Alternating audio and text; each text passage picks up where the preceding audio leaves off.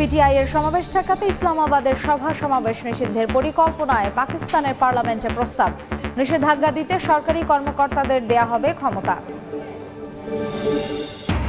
বিদেশি ভ্রমণকারী অস্থায়ী বসবাসে আগ্রহীদের প্রবেশে কড়াকড়ি আরোপ কানাডার। নির্বাচনকে সামনে রেখে রাজনৈতিক কৌশল অবলম্বন ট্রুডো সরকারের, মত বিশ্লেষকদের। এবং আমিরাতে 57 জনের সাজা মওকুফে খুশি প্রবাসী বাংলাদেশিরা। প্রেসিডেন্ট নাহিয়ানের প্রতি জানালেন কৃতজ্ঞতা। দেশে এই কর্মসংস্থানের সুযোগ সৃষ্টির আহ্বান।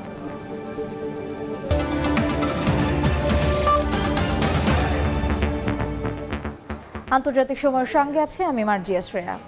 পুতিনের বিরুদ্ধে আইসিসির গ্রেফতারি পরোয়ানা কার্যকর না করায় সমালোচনার মুখে পড়েছে মঙ্গোলিয়া। দেশটির এমন আচরণে হতাশা প্রকাশ করেছে ইইউ। আইন বিশেষজ্ঞদের মতে পুতিনকে গ্রেফতার না করায় দেশটির বিরুদ্ধে আইনগত ব্যবস্থা নিতে পারে আইসিসি। এদিকে জ্বালানি ও বিদ্যুতের জন্য উলানবাতর তার প্রতিবেশীদের উপর নির্ভরশীল হওয়ায় পুতিনের বিরুদ্ধে কোনো পদক্ষেপ নিতে পারেনি বলে জানিয়েছে দেশটি। গ্রেফতারি পরোয়ানা মাথায় নিয়ে মঙ্গোলিয়া সফর শেষ করেছেন রাশিয়ার প্রেসিডেন্ট ভ্লাদিমির পুতিন। সোমবার 2 দিনের রাষ্ট্রীয় সফরে উলানবাতর পৌঁছান তিনি। এরপর আন্তর্জাতিক নানা মহল থেকে দেশটির উপর চাপ আসতে থাকে পুতিনের উপর আন্তর্জাতিক অপরাধ আদালতের জারি করা গ্রেফতারি পরোয়ানা কার্যকরের। তবে আইসিসি সদস্য হওয়ার পরও পুতিনকে গ্রেফতার না করায় সমালোচনার মুখে পড়েছে মঙ্গোলিয়া। আইসিসির আইন অনুযায়ী সদস্য দেশ হিসেবে মঙ্গোলিয়ার উচিত পুতিনকে গ্রেফতার করা। তবে ইউরোপীয় ইউনিয়ন ও ইউক্রেনের আহ্বান সত্ত্বেও উলানবাতর এ দায়িত্ব পালনে ব্যর্থ হয়েছে বলে অভিযোগ উঠেছে। দেশটির এমন আচরণে হতাশা প্রকাশ করেছে ইইউ জোট। আইন বিশেষজ্ঞদের মতে পুতিনকে গ্রেফতার না করায় দেশটির বিরুদ্ধে আইনগত ব্যবস্থা নিতে পারে আইসিসি। তবে পুতিনকে গ্রেফতার না করা নিয়ে মুখ খুলেছে মঙ্গোলিয়া। মঙ্গলবার দেশটির সরকারের এক মুখপাত্র জানায় উলানবাতর জ্বালানির জন্য তার প্রতিবেশীদের ওপর নির্ভরশীল। দেশটির 95% পেট্রোলিয়াম এবং 20% বিদ্যুৎ আমদানি করা হয় রাশিয়া ও চীন থেকে। এই সরবরাহ মঙ্গোলিয়ার জনগণের জন্য অত্যন্ত গুরুত্বপূর্ণ বলে জানান তিনি। এছাড়াও মুখপাত্র বলেন দেশটি তার কূটনৈতিক সম্পর্কের জন্য নিরপেক্ষতার নীতি বজায় রেখেছে। বিশ্লেষকদের ধারণা জ্বালানি খাতে মস্কোর উপর বেশি নির্ভরশীল হওয়ায় পুতিনকে গ্রেফতার করলে বিরাট ক্ষতির সম্মুখীন হওয়ার সম্ভাবনা ছিল দেশটি। মালিহা সুরাওয়ার্দী, সময় সংবাদ। উত্তর কোরিয়া এবং রাশিয়ার সামরিক সহযোগিতা বাড়ানোর পরিকল্পনার তীব্র নিন্দা জানিয়েছে দক্ষিণ কোরিয়া ও নিউজিল্যান্ড। এছাড়া মস্কো কিয়েভ চলমান যুদ্ধে ইউক্রেনের সার্বভৌমত্বের পক্ষে অবস্থান নেয়ার অঙ্গীকার করেছেন দুই দেশের শীর্ষ নেতারা। বুধবার নিউজিল্যান্ডের প্রধানমন্ত্রী ও দক্ষিণ কোরিয়ার প্রেসিডেন্টের নেতৃত্বে দুই দেশের দ্বিপাক্ষিক সম্পর্ক জোরদারে সিউলে শীর্ষ সম্মেলনের আয়োজন করা হয়। সম্মেলনে দেশ দুটির সরকার ও রাষ্ট্রপ্রধান উত্তর কোরিয়ার পারমাণবিক ও ক্ষেপণাস্ত্র কর্মসূচির উন্নয়ন প্রকল্পের নিন্দা জানান। একই সঙ্গে দক্ষিণ কোরিয়া ও নিউজিল্যান্ডের অর্থনৈতিক সম্পর্ক জোরদারের ওপর গুরুত্ব আরোপ করেন। গেল দশকে নিউজিল্যান্ড দক্ষিণ কোরিয়ার মধ্যকার বাণিজ্য প্রায় দ্বিগুণ বেড়েছে। পাকিস্তানের রাজধানী ইসলামাবাদের সব ধরনের সভা সমাবেশ নিষিদ্ধের পরিকল্পনা করছে ক্ষমতাসীন শাহবাজ সরকার। এরই মধ্যে পার্লামেন্টে একটি বিল উত্থাপন করেছে পাকিস্তান মুসলিম লীগ নওয়াজ। রাজধানী শহরটিতে আগামী সপ্তাহে সমাবেশের ডাক দিয়েছে সাবেক প্রধানমন্ত্রী ইমরান খানের দল পিটিআই। যদিও শাহবাজ সরকারের দাবি পিটিআইকে লক্ষ্য করে নয়, বরং মানুষের নিরাপত্তা নিশ্চিতে বিল উত্থাপন করা হয়েছে।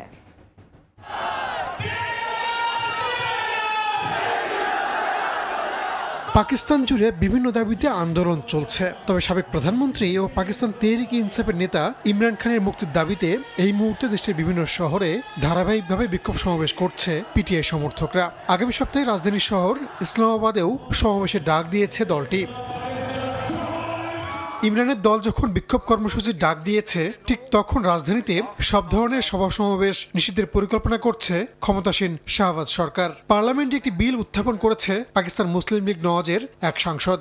ওই বিলে শহরটিতে যে কোনো জনসমাবেশ নিষিদ্ধে সরকারি কর্মকর্তাদের ক্ষমতা প্রদানের কথা বলা হয়েছে। রাজনৈতিক বিশ্লেষকরা বলছেন, পিটিআইকে সমাবেশের অনুমতি দেয়া না হলে পাকিস্তানে নতুন করে রাজনৈতিক অস্থিরতা দেখা দিতে পারে। যদিও শাহবাজ সরকার বলছে ইমরানের দলকে টার্গেট করে তারা বিলটি প্রস্তাব করেনি, বরং নাগরিকদের নিরাপত্তা নিশ্চিতের জন্যই এই পদক্ষেপ নেওয়া হয়েছে। আল জাজিরা বলছে, গেল মাসে পার্লামেন্টে সংরক্ষিত আসন ইস্যুতে ইমরানের দলের পক্ষে রায় দেন দেশটির সর্বোচ্চ আদালত। তবে ওই মামলায় আদালত পূর্ণাঙ্গ রায় এখনো প্রকাশ করেননি। আগামী সপ্তাহে পিটিআই যে সমাবেশের ডাক দিয়েছে তার প্রধান এজেন্ডা হচ্ছে কারাগার থেকে ইমরান খানের মুক্তি। ইসলামাবাদ বাদেও এই মাসেই লাহোরে মহাসমাবেশে ডাক দিয়েছে দলটি। রাহানুল রানা, সময় সংবাদ। এবার বিদেশি ভ্রমণকারী ও অস্থায়ী বসবাসে আগ্রহীদের প্রবেশে কড়াকড়ি আরোপ করছে কানাডা। বিশেষজ্ঞদের ধারণা, এতে কমে যেতে পারে স্থায়ীভাবে বসবাসরত অভিবাসীদের সংখ্যাও। মূলত আগামী বছরের নির্বাচনী প্রতিদ্বন্দ্বিতায় পিছিয়ে রয়েছে ক্ষমতাসীন প্রধানমন্ত্রী জাস্টিন ট্রুডো নেতৃত্বাধীন উদারপন্থী সরকার। ক্ষমতায় টিকে থাকতে এই উদ্যোগ তাদের। এদিকে বাসস্থান সংকট ও দ্রব্যমূল্যের ঊর্ধ্বগতির জন্য অভিবাসীদের দায়ী করছে দেশটির বাসিন্দারা। ভিসা ইস্যু কমানো, বৈধ উপায়ে সীমান্তে পৌঁছানোদের ফিরিয়ে দেওয়ার মাধ্যমে বিদেশি পর্যটক ও অস্থায়ী বাসিন্দাদের প্রবেশের দরজা বন্ধ করে দিচ্ছে কানাডা। অতীতে অভিবাসীদের সাদরে গ্রহণ করলেও বর্তমানের চিত্র একেবারেই ভিন্ন। আগামী বছর সাধারণ নির্বাচন অনুষ্ঠিত হওয়ার কথা রয়েছে কানাডায়। নির্বাচনী প্রতিদ্বন্দ্বিতায় পিছিয়ে রয়েছে দেশটির ক্ষমতাসীন প্রধানমন্ত্রী জাস্টিন ট্রুডো নেতৃত্বাধীন উদারপন্থী সরকার। আর তাই ক্ষমতায় টিকে থাকতে বিদেশি ভ্রমণকারী, অস্থায়ী বাসিন্দা ছাড়াও স্থায়ী অভিবাসীদের সংখ্যা কমানোর চেষ্টা করছে ট্রুডো সরকার। এমনকি দেশটিতে বর্তমান আবাসন সংকট ও বাসা ভাড়া বৃদ্ধির জন্য দায়ী করা হচ্ছে অভিবাসীদের। এক প্রতিবেদনে এ তথ্য জানিয়েছে ব্রিটিশ বার্তা সংস্থা রয়টার্স। প্রতিবেদনে বলা হয়, জুলাই মাসে ৫,৮৫৩ জন বিদেশি দর্শনার্থীকে প্রবেশ করতে দেয়নি কানাডা। এদের মধ্যে ছিলেন ছাত্র, কর্মী ও পর্যটক, যা ২০১৯ সালের জানুয়ারির পর থেকে সর্বোচ্চ। ২০২৪ সালের প্রথম ৭ মাসে প্রতি মাসে গড়ে ৩,৭২৭ জন বিদেশিকে ফিরিয়ে দেওয়া হয়, যা আগের বছরের তুলনায় ২০% বেশি। এছাড়া জুলাই মাসে ২৮৫ জন ভিসাধারীকে অযোগ্য ঘোষণা করা হয়। এর আগে এমন চিত্র দেখা যায় ২০১৯ সালের জানুয়ারিতে। কানাডা বর্ডার সার্ভিসেস এজেন্সির একজন মুখপাত্র জানান, অভিবাসন প্রবণতা বা নীতি পরিবর্তনের কারণে এ ধরনের ঘটনা ঘটতে পারে। এদিকে কম সংখ্যক ভিসা অনুমোদন করছে দেশটির অভিবাসন বিভাগ। মৌসুমী সাথী, সময় সংবাদ। বিক্ষোভকারী ৫৭ জন প্রবাসী বাংলাদেশের সাজা মওকুফ করে দেশে পাঠাবে সংযুক্ত আরব আমিরাত। প্রেসিডেন্ট আল নাহিয়ানের সিদ্ধান্তের প্রতি কৃতজ্ঞতা প্রকাশ করেছেন দেশটিতে বসবাসরত অন্যান্য প্রবাসী বাংলাদেশিরা। পাশাপাশি দেশেই কর্মসংস্থানের সুযোগ করে দিতে অন্তর্বর্তী সরকারের প্রতি আহ্বান জানিয়েছেন তারা। শিবলি আল সাদিকের রিপোর্টে বিস্তারিত। স্থানীয় সময় মঙ্গলবার সংযুক্ত আরব আমিরাতের প্রেসিডেন্ট শেখ মোহাম্মদ বিন জায়েদ আল নাহিয়ান বলেন, বাংলাদেশের বৈষম্য বিরোধী আন্দোলনের রেশ ধরে ৫৭ জন বিক্ষোভকারী প্রবাসী বাংলাদেশির বিভিন্ন মেয়াদে দেয়া সাজা মওকুফ করে দেশে ফেরত পাঠানো হবে। এর আগে ২৮ আগস্ট টেলিফোনে এই ৫৭ বাংলাদেশি প্রসঙ্গে আমিরাতের প্রেসিডেন্টের সঙ্গে কথা বলেন অন্তর্বর্তীকালীন সরকারের প্রধান উপদেষ্টা ডক্টর মোহাম্মদ ইউনুস। এই সিদ্ধান্তকে স্বাগত জানিয়ে দুদেশের রাষ্ট্রপ্রধানের প্রতি কৃতজ্ঞতা জানিয়েছেন প্রবাসী বাংলাদেশিরা। বলেন, এটি একটি ঐতিহাসিক সিদ্ধান্ত। এতে দুই দেশের বন্ধুত্বের দৃঢ়তার পাশাপাশি প্রকাশ পেয়েছে আমিরাতের প্রেসিডেন্টের বাংলাদেশের প্রতি উদারতা। এই সময় ৫৭ জন প্রবাসীকে বাংলাদেশে কর্মসংস্থানের ব্যবস্থা করে দেওয়ার জন্য সরকারের প্রতি আহ্বান জানান প্রবাসীরা। যাবজ্জীবনের চাইতে তাদেরকে দেশে পাঠাইতেছে, এর চাইতে আমাদের খুশির আর খবর নাই। দুই দেশের সরকার প্রধানকে কৃতজ্ঞতা জ্ঞাপন করছি। এই ঘটনার মধ্য দিয়ে আমাদের দুই দেশের মধ্যে যে বন্ধুত্বপূর্ণ সম্পর্ক এবং পারস্পরিক শ্রদ্ধাবোধ এবং সহযোগিতার যে সম্পর্ক, তার একটি নিদর্শন। এবং তার আমিরাত সরকারের বলবো মহানুভবতা, জেনারোসিটি, যেটি তারা দেখিয়েছেন, এর মধ্য দিয়ে আমাদের দুই দেশের সম্পর্ক আরো সুদৃঢ় হবে বলে আমি বিশ্বাস করি। প্রবাসীরা আরও জানান, সংযুক্ত আরব আমিরাত একটি শান্তিপূর্ণ দেশ। এই দেশে বিশৃঙ্খলা কখনো কাম্য নয়, তাই সকলের উচিত আইন শৃঙ্খলার প্রতি শ্রদ্ধাশীল হওয়া। শিবলি আল সাদিক, সময় সংবাদ, সংযুক্ত আরব আমিরাত। ইংলিশ চ্যানেল পাড়ি দিয়ে ফ্রান্স থেকে ব্রিটেন যাওয়ার পথে নৌকা ডুবে ১২ অভিবাসন প্রত্যাশীর মৃত্যু হয়েছে। আরও বেশ কয়েকজনকে গুরুতর অবস্থায় জীবিত উদ্ধার করা হয়েছে। এখনও নিখোঁজ রয়েছেন ২ জন। নৌকাটিতে প্রায় ৭০ জন ছিল বলে জানা গেছে। মৃতের সংখ্যা বাড়তে পারে বলে আশঙ্কা করছে কর্তৃপক্ষ। উন্নত জীবনের আশায় ইংলিশ চ্যানেল পাড়ি দিতে গিয়ে প্রায় সময় সমুদ্রের অতল গহ্বরে হারিয়ে যায় অনেকে। স্থানীয় সময় মঙ্গলবারও ঘটে এমনই এক মর্মান্তিক দুর্ঘটনা। অর্ধশতাধিক অভিবাসন প্রত্যাশী নিয়ে ফ্রান্স থেকে ইংলিশ চ্যানেল হয়ে ব্রিটেন যাচ্ছিল ছোট একটি নৌকা। ফাটলের কারণে নৌকাটি ডুবে গিয়ে ঘটে হতাহতের ঘটনা। এখনও নিখোঁজ রয়েছেন আরও অনেকে। তাদের উদ্ধারের অভিযান অব্যাহত রয়েছে বলে জানিয়েছে ফ্রান্স কর্তৃপক্ষ। খবর পেয়ে ঘটনাস্থলে পৌঁছায় উদ্ধারকারী দল। এ সময় জীবিত উদ্ধার হন অনেকে। আহতদের জরুরি ভিত্তিতে হাসপাতালে পৌঁছানোয় ব্যবহৃত হয় হেলিকপ্টার। এদের মধ্যে বেশ কয়েকজনের অবস্থা গুরুতর হওয়ায় মৃতের সংখ্যা আরও বাড়তে পারে বলে আশঙ্কা করছে স্থানীয় কর্তৃপক্ষ। ইংলিশ চ্যানেল বিশ্বের অন্যতম ব্যস্ত জাহাজ পারাপারের পথ। প্রতি বছর বিপদসংকুল এ পথ পাড়ি দিতে গিয়ে প্রাণ হারান অনেকে। চলতি বছর এখন পর্যন্ত অন্তত ৩০ জন অভিবাসন প্রত্যাশী যুক্তরাজ্যে যাওয়ার পথে মারা গেছেন বলে জানিয়েছে ইন্টারন্যাশনাল অর্গানাইজেশন ফর মাইগ্রেশন। এখানেই শেষ নয়, গেল আগস্টেও নৌকায় করে চ্যানেলটি পার হওয়ার সময় প্রাণ হারান আরও ২ জন। যুক্তরাজ্য জানায়, স্থানটি বিপজ্জনক হওয়া সত্ত্বেও গেল ৭ দিনে ২,০০০-এর বেশি অভিবাসন প্রত্যাশী ইংলিশ চ্যানেল পাড়ি দেওয়ার চেষ্টা করে। কাকুলি আখতার, সময় সংবাদ। যুক্তরাষ্ট্রের নিউ ইয়র্কে ওয়েস্ট ইন্ডিয়ান আমেরিকান প্যারেডে গুলির ঘটনায় একজন নিহত হয়েছেন। এতে আহত হয়েছেন আরও ৪ জন। স্থানীয় সময় সোমবার ব্রুকলিন শহরে দুপুর ২:৩০টার দিকে এই ঘটনা ঘটে। প্রত্যক্ষদর্শীরা জানায়, একটি নির্দিষ্ট গোষ্ঠীকে লক্ষ্য করে গুলি চালায় এক বন্দুকধারী। আতঙ্কে ছোটাছুটি শুরু করেন আগতরা। সুযোগ বুঝে ভিড়ের ভেতর পালিয়ে যায় হামলাকারী। এদিকে খবর পেয়ে দ্রুতই ঘটনাস্থলে পৌঁছায় পুলিশ। পরে আহতদের উদ্ধার করে হাসপাতালে ভর্তি করেন তারা। আহতদের মধ্যে ৩ জন স্থিতিশীল হলেও 2 জনের অবস্থা গুরুতর বলে জানিয়েছেন চিকিৎসকরা। এরই মধ্যে হামলার আসল কারণ জানতে মাঠে নেমেছে পুলিশ।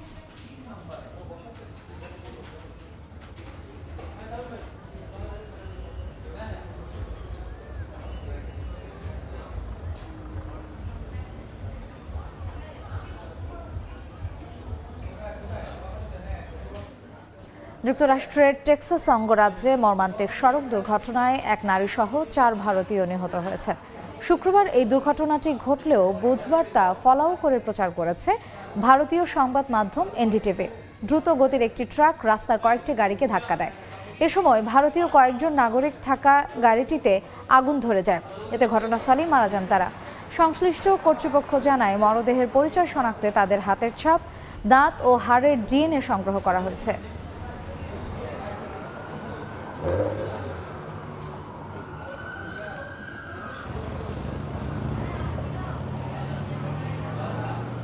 দক্ষিণ আফ্রিকার দেশ নামিবিয়া শতাব্দীর সবচেয়ে ভয়াবহ খরার মুখোমুখি হয়েছে।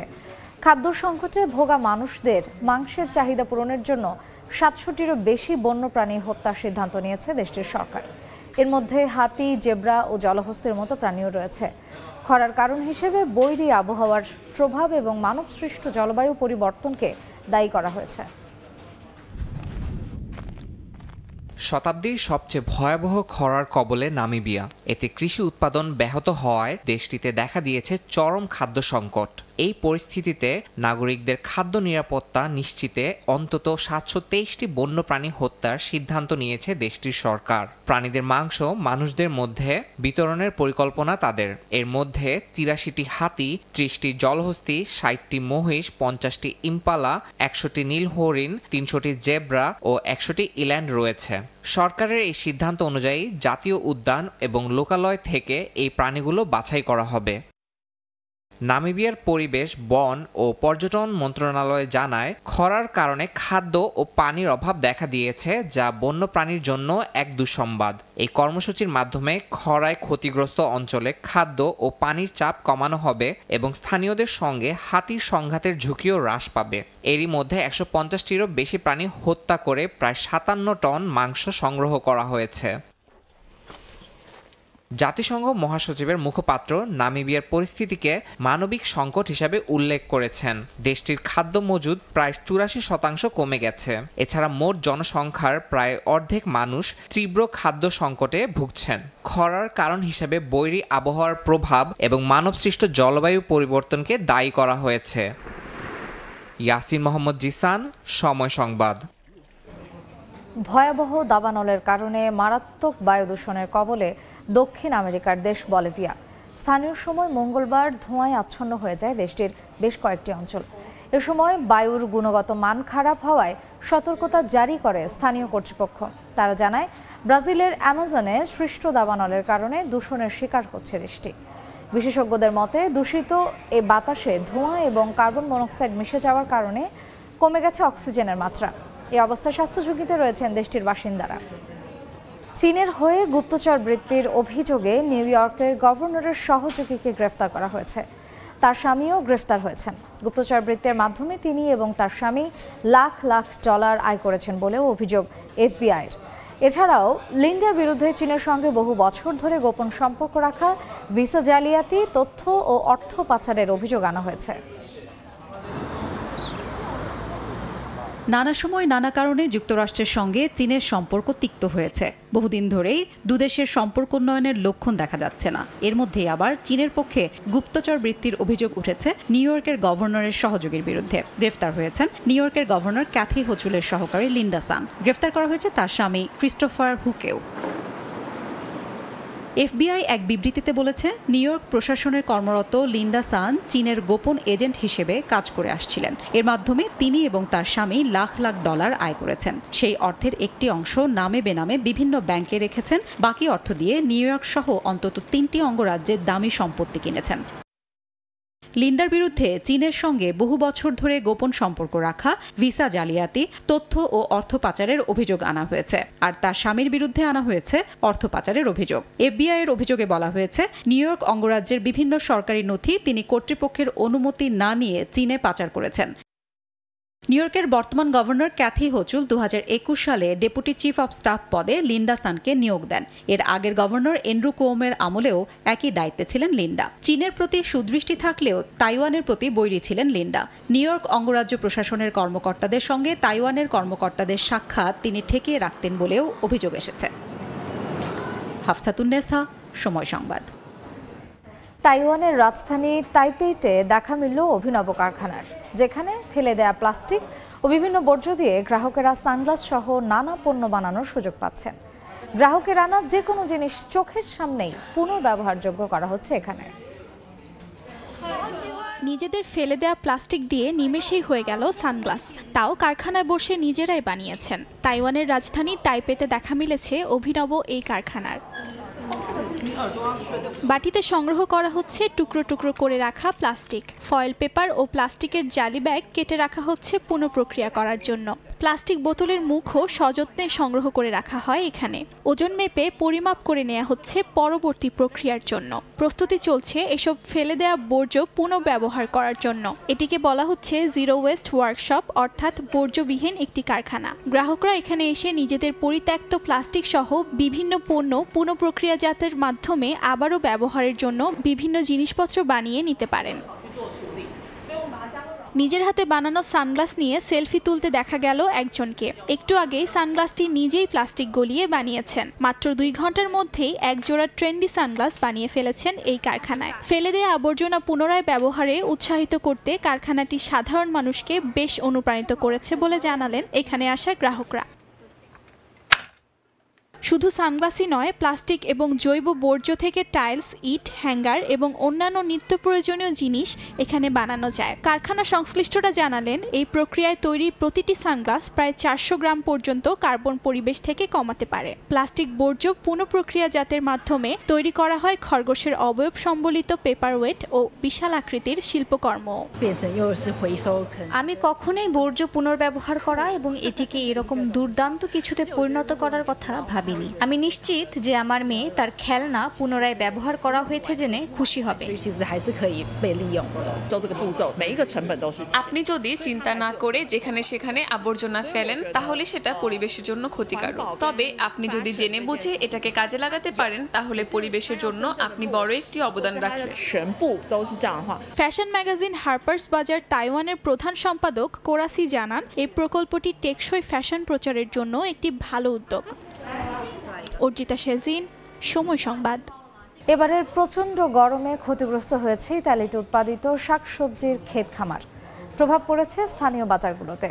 আগের তুলনায় দাম বেড়েছে নিত্য প্রয়োজনীয় এসব খাদ্যদ্রব্যের। ব্যয় বেড়েছে বাসিন্দাদের। সামনের দিনগুলোতে দাম আরও বাড়তে পারে বলে জানিয়েছেন ব্যবসায়ীরা।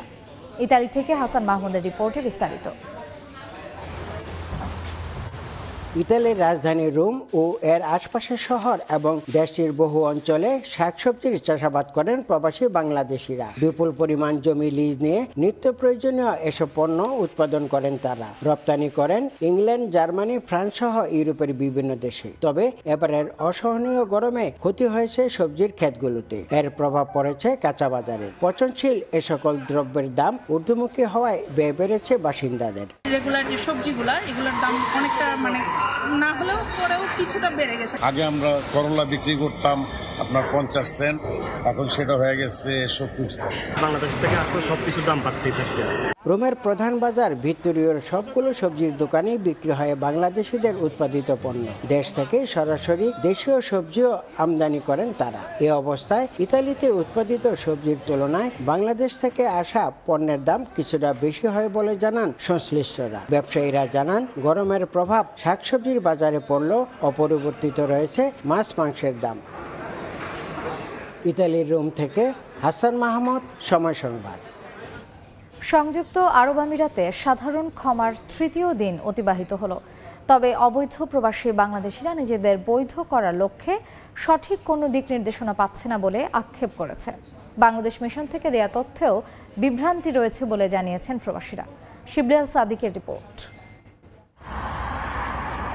সংযুক্ত আরব আমিরাতে থাকা নিজেদের নাগরিকদের বৈধ করতে পদক্ষেপ গ্রহণ করেছে ভারত, পাকিস্তান সহ অন্যান্য দেশ। যদিও প্রবাসী বাংলাদেশিরা রয়েছেন শঙ্কায়। সাধারণ ক্ষমার সুযোগ সুবিধা নিয়ে বাংলাদেশ কনসুলেটের ওয়েবসাইটে দেয়া তথ্যের মধ্যেও বিভ্রান্তি রয়েছে বলে প্রশ্ন তুলেছেন প্রবাসীরা। ভিজিট ভিসাদারি বা ক্যান্সেলের ক্ষেত্রে যারা ভিসা লাগাবে তাদের ক্ষেত্রে জব সিকার যে একটা সিস্টেম এখানে আছে, সেটা কিন্তু আমরা এখানে সিস্টেমে পাইনি। ইন্ডিয়ান এম্বাসি থেকে বলা হয়েছে কিভাবে তারা তাদের কাজগুলো করবে, এরকম কোনো নির্দেশনা আমরা আমাদের এম্বাসি থেকে পাইনি। প্রবাসী বাংলাদেশিরা জানান, অবৈধ বাংলাদেশি অভিবাসীদের মধ্যে বেশি সংখ্যক দেশটিতে এসেছেন ভিজিট ভিসা নিয়ে। সাধারণ ক্ষমার আওতায় যারা দেশ ছাড়বেন তাদের জন্য রয়েছে সহজ পথ, কিন্তু যারা ভিসা ট্রান্সফার করে দেশটিতে অবস্থান করতে চাচ্ছেন তারা কিছুটা জটিলতার সম্মুখীন হতে পারেন। আরব আমিরাতে শুধুমাত্র বাংলাদেশের জন্য 3টা ক্যাটাগরিতে ভিসা চালু আছে। ইনভেস্টর ভিসা চালু আছে, তারপরে হচ্ছে আপনার আরাবিয়ান ঘরে যে ভিসাগুলো হয় এগুলো চালু আছে, আর হচ্ছে আরেকটা ক্যাটাগরি হচ্ছে ডিগ্রি পাস সার্টিফিকেট থাকতে হয়, গ্রাজুয়েশন কমপ্লিট করা থাকতে হয়, ওই ভিসাগুলো চালু আছে। সেপ্টেম্বর অক্টোবর এই 2 মাসে সাধারণ ক্ষমার সুযোগ নিতে পারবে অবৈধ অভিবাসীরা। শিবলাল সাদিক, সময় সংবাদ, সংযুক্ত আরব আমিরাত। উত্তর কোরিয়ার রাজধানী পিয়ংইয়ংয়ে অনুষ্ঠিত হলো শিশুদের পারফরমেন্স অনুষ্ঠান। স্থানীয় সময় মঙ্গলবার আমরা সুখী নামের এই পারফরমেন্স অনুষ্ঠানটির কথা জানায় দেশটির রাষ্ট্রীয় গণমাধ্যম KCNA। অনুষ্ঠানে শিশুরা সর্বোচ্চ নেতা কিম জং উনের জন্য ভালোবাসা প্রকাশে গান পরিবেশন করে। সূর্যমুখী ফুল হাতে মঞ্চে শিশুরা, চলছে নৃত্য প্রদর্শনী। বালু দিয়ে তৈরি করা হচ্ছে বিশেষ ধরনের চিত্রকর্ম। এক পা উঁচু করে স্টেজে ভিন্নধর্মী খেলা দেখাচ্ছে আরেক দল শিশু। দুইজনকে আবার দেখা যাচ্ছে বিশেষ ধরনের সার্কাস খেলায়। কয়েকজন আবার ঐতিহ্যবাহী পোশাক পরে বিশেষ বাদ্যযন্ত্র বাজিয়ে দেখাচ্ছে। আমরা সুখী নামের এই পারফরমেন্স অনুষ্ঠানটি উত্তর কোরিয়ার পিয়ংইয়ংয়ে অনুষ্ঠিত হয়েছে। বিশাল স্টেজে উঠে বাচ্চারা নানা ধরনের পারফরমেন্সের প্রদর্শনী করে দর্শকদের উদ্দেশ্যে, যা দেখে উচ্ছ্বসিত তাদের পিতামাতা, শিক্ষক সহ অনুষ্ঠানে উপস্থিত সবাই। হাতে তালি দিয়ে শিশুদের উৎসাহিত করে তারা। প্রায় 100 বাচ্চা একত্রে গান পরিবেশন করে উত্তর কোরিয়ার সর্বোচ্চ নেতা কিম জং উনের প্রতি ভালোবাসা প্রকাশ করে। দেশটির বিভিন্ন মন্ত্রণালয়, কেন্দ্রীয় প্রতিষ্ঠান ও শিক্ষা খাতের কর্মকর্তারা অসাধারণ এই অনুষ্ঠানে উপস্থিত ছিলেন। অর্জিতা শেজিন, সময় সংবাদ। আন্তর্জাতিক সময়ের শীর্ষ সংবাদ জানিয়ে দিচ্ছি আরেকবার। পিটিআইয়ের সমাবেশ ঠেকাতে ইসলামাবাদের সভা সমাবেশ নিষিদ্ধের পরিকল্পনায় পাকিস্তানের পার্লামেন্টে প্রস্তাব। নিষেধাজ্ঞা দিতে সরকারি কর্মকর্তাদের দেয়া হবে ক্ষমতা।